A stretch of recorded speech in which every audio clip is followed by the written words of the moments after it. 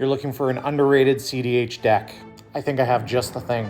Hi, I'm Warren with Crackerjack Games. If you like hot decks and cool cards, be sure to like, follow, and share this video. So Francisco's been around for just over a year now, and a 2-mana 0/1 that potentially gets bigger isn't all that exciting, but it does have partner, and it combos with Agatha's Soul Cauldron and Walking Ballista.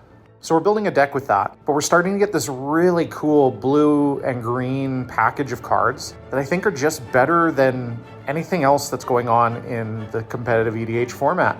So our partner's Thrasios, Triton Hero, and I know, it's nothing surprising here. Why wouldn't we play an infinite mana outlet to draw our deck and win the game? But I do want to focus on what this core package is and why playing Thrasios with Francisco makes for the best version of this deck. So if we go back to Bloomburrow, we got Hazel's Brewmaster, and if you have Devoted Druid in your graveyard, which is very easy to do, you can make a food that taps for infinite green mana. There's another kind of layered combo to this. We also have Machine God's Effigy from a couple years ago, same kind of idea. You make a copy of Devoted Druid as Machine God's Effigy.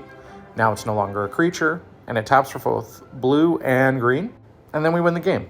We're in Dimir colors as well, so obviously we're playing Thassa's Oracle, we're playing Demonic Consultation, and we're playing Tainted Pack. And truthfully, while I was building the deck list, which you can find in my Mox field, link in the comments, I actually forgot to throw this in the list until I got to 97 cards. Thank goodness there was a powerful set of 3 cards to put in the list and finish it off. All right, let's talk about this really cool new core of cards to make your Simic deck or Simic X deck sing. It starts with Valley Floodcaller. Playing at flash speed is absolutely essential. But what else is really cool with that is whenever you cast a non-creature spell, birds, frogs, otters, and rats you control get +1/+1, and you get to untap them. Well, Francisco is a bird, which means that pairs really well with our next card, Enduring Vitality.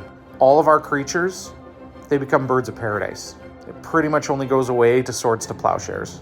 So now Francisco is making us mana and untapping every time we cast a non-creature spell, which I don't know if you've played cEDH, but there is a lot of non-creature spells.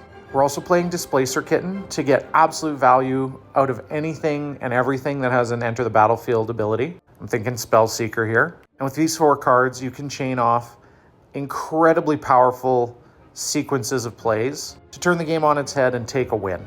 Now, I've been playing a Rograk version with Thrasios doing a lot of the same thing, but I am going to try this. And the black cards that we're looking for are all the tutors that are unconditional. So we're playing Demonic Tutor. We're playing Vampiric Tutor.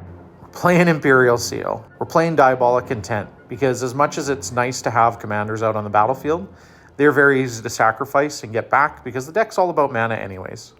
Obviously, we're playing Witch Claw Talisman to go along with those. We also get to play Retraction Helix. And when you pair that with Valley Floodcaller and any sort of 0-mana artifact, let's say, we can make infinite mana that way as well. And we can make our birds, rats, otters, and frogs infinitely large. I'm also leaning into Dramatic Reversal, not as something to imprint underneath an Isochron Scepter, but just as a quick ritual, because again, all of our animals are going to make mana. And we're playing Earthcraft, which used to be a huge mono-green staple in cEDH, but it's coming back. We have enough creatures to make this worthwhile. We can tutor it, and this deck can play off basic lands. So we actually are running a forest, and this is the backside of the Jurassic Park forest, and an island. Now all of our creatures can also untap a couple of lands and turn huge mana into something we can put into Thrasios. Now the deck's also playing Candelabra of Tawnos and Magus of the Candelabra, because there's also another 2 or 3 cards that the deck is playing that layer very nicely with these. We're playing Gaia's Cradle. I know you know this card is good, obviously. I'm not here to tell you, surprise, it's good.